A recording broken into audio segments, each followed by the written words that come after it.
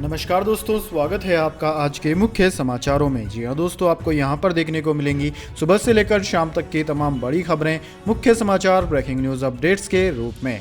तो दोस्तों, आप सभी लोगों से रिक्वेस्ट है इस वीडियो को ज़्यादा से ज़्यादा लाइक और शेयर करें। तो चलिए दोस्तों, जान लेते हैं आज की पहली बड़ी खबर। 500 रुपए में सिलेंडर, 10 लाख नौकरियां और किसानों का कर्जा माफ। राहुल गांधी ने गुजरात की जनता को दिए 8 वचन। जी हां दोस्तों, विधानसभा चुनाव के मद्देनजर रविवार को राहुल गांधी ने गुजरात के लोगों को 8 वचन दिए। उन्होंने बीजेपी पर निशाना साधते हुए ट्विटर पर कहा कि 500 रुपए में सिलेंडर, युवाओं को 50 लाख नौकरियां, किसानों का 3 लाख तक कर्जा माफ करेंगे। इसी के साथ राहुल गांधी ने यह भी कहा कि वे गुजरात की जनता से किए 8 वचन निभाएंगे। कांग्रेस ने गुजरात विधानसभा चुनाव के लिए 8 वचन दिए हैं।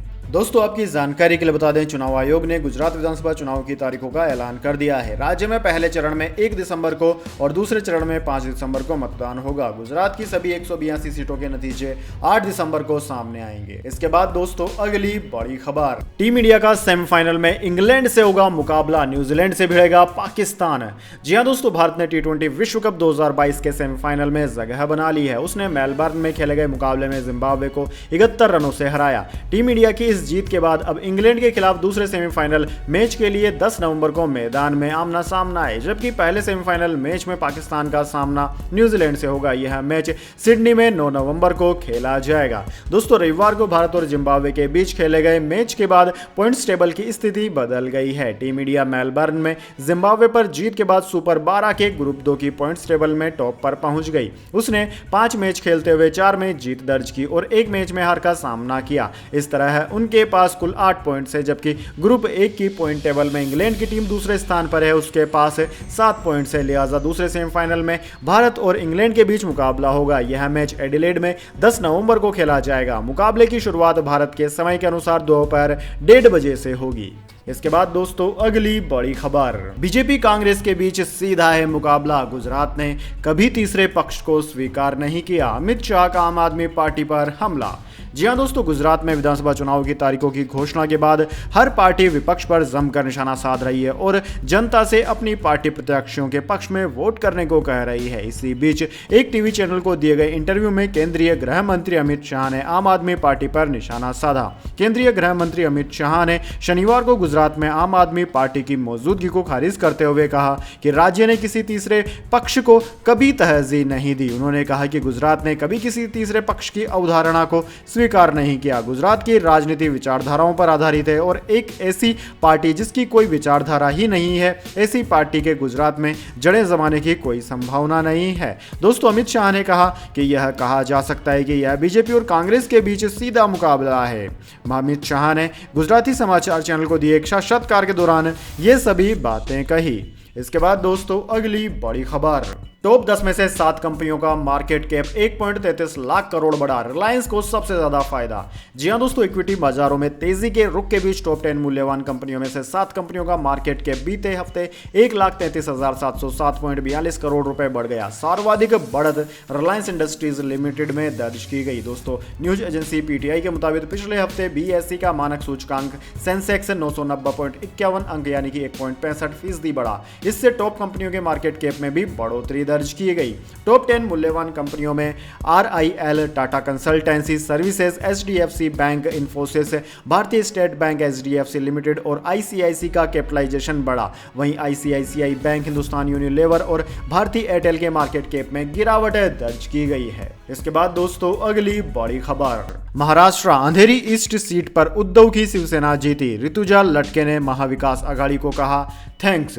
जी हां दोस्तों, महाराष्ट्र की राजधानी मुंबई स्थित अंधेरी विधानसभा सीट पर हुए उपचुनाव में शिवसेना की उम्मीदवार ऋतुजा लटके ने रविवार को जीत हासिल की। उनकी जीतने की संभावना पहले ही व्यक्त की जा रही थी, क्योंकि भाजपा ने उनके खिलाफ खड़े प्रत्याशी को वापस ले लिया था। रविवार को हुई मतगणना में ऋतुजा लटके ने 53,471 वोटों से ऐतिहासिक जीत हासिल की। इस साल मई में शिवसेना विधायक और ऋतुजा लटके के पति रमेश लटके के निधन के कारण इस सीट पर उपचुनाव आवश्यक हो गया था। इस सीट पर उपचुनाव के लिए 3 नवंबर को मतदान हुआ। भारतीय जनता पार्टी द्वारा उपचुनाव की दौड़ से अपने उम्मीदवार को हटाए जाने के बाद से यह महज औपचारिकता भर रह गया था। सुबह से ही मतगणना कड़ी सुरक्षा के बीच शुरू हुई। पहले दौर की मतगणना से ही शिवसेना की उम्मीदवार ऋतुजा लटके ने बढ़त बरकरार रखी। यह लगातार बढ़ती गई और ऋतुजा लटके ने 53,471 वोटों से जीत हासिल की। इसके बाद दोस्तों अगली बड़ी खबर, गुजरात इलेक्शन 2022, कांग्रेस आम आदमी पार्टी एक दूसरे पर हमलावर, बीजेपी से सीधी लड़ाई का कर रहे हैं दावा। जी हां दोस्तों, गुजरात विधानसभा चुनाव को लेकर कांग्रेस और आम आदमी पार्टी ने एक दूसरे पर हमला शुरू कर दिया है। गुजरात में नेताओं के दल बदलने पर कांग्रेस नेता भरत सिंह सोलंकी और आम आदमी पार्टी राज्यसभा सांसद संजय सिंह ने एक दूसरे पर निशाना साधा।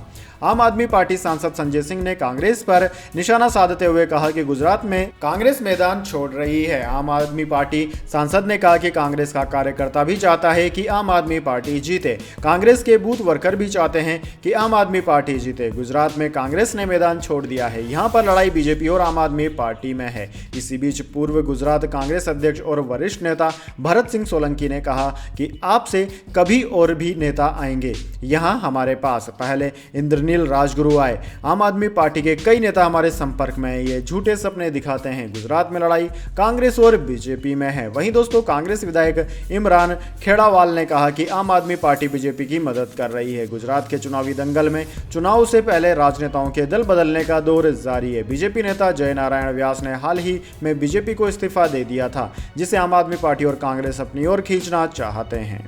इसके बाद दोस्तों अगली बड़ी खबर, 10 टन सोना 16,000 करोड़ कैश, तिरुपति मंदिर की संपत्ति जानकर चकरा जाएगा आपका दिमाग भी।